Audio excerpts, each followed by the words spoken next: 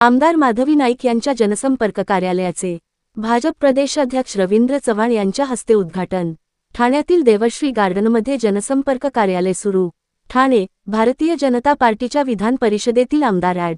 माधवी संजय नाईक यांच्या जनसंपर्क कार्यालयाचे भाजपचे प्रदेशाध्यक्ष रवींद्र चव्हाण यांच्या हस्ते शनिवारी उद्घाटन करण्यात आले।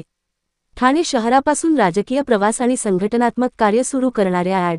माधवी नाईक यांच्या माध्यमातून विधान परिषदेत सामान्य नागरिकांबरोबरच अनेक सामाजिक प्रश्न सोडविण्यात महत्त्वाची भूमिका बजावली जाईल असा विश्वास व्यक्त करीत रवींद्र चव्हाण यांनी शुभेच्छा दिल्या।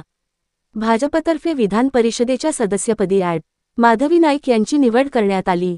ॲड. माधवी नाईक यांनी ठाणे महापालिकेत नगरसेवक म्हणून राजकीय कारकिर्दीला सुरुवात केली होती। त्या ठाण्याच्या रहिवाशी असल्यामुळे त्यांनी ठाण्यातील ऋतू पार्कजवळील देवश्री गार्डन संकुलात जनसंपर्क कार्यालय सुरू केले आहे। या जनसंपर्क कार्यालयाचे उद्घाटन प्रदेशाध्यक्ष रवींद्र चव्हाण यांच्या हस्ते झाले। यावेळी आमदार संजय केळकर, आमदार निरंजन डावखरे, भाजपचे जिल्हाध्यक्ष संदीप लेले, उपमहापौर कृष्णा पाटील यांच्यासह नगरसेवक, नगरसेविकांची उपस्थिती होती।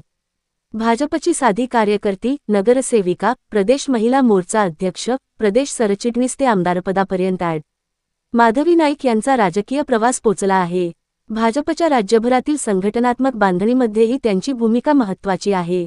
ठाण्यातील जनसंपर्क कार्यालयाच्या माध्यमातून नागरिकांच्या अनेक समस्या मार्गी लागतील असे नमूद करीत प्रदेशाध्यक्ष व आमदार रवींद्र चव्हाण यांनी शुभेच्छा दिल्या।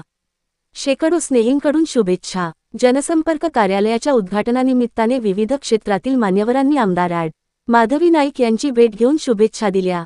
आमदार ॲड. माधवी नाईक यांच्या 30 ते 35 वर्षांच्या राजकीय, सामाजिक आणि विधी क्षेत्रातील वाटचालीच्या पार्श्वभूमीवर रविवारी आयोजित कार्यक्रमाला राजकीय क्षेत्रासह असंख्य कार्यकर्ते, नागरिक आणि स्नेहीजनांची उपस्थिती होती।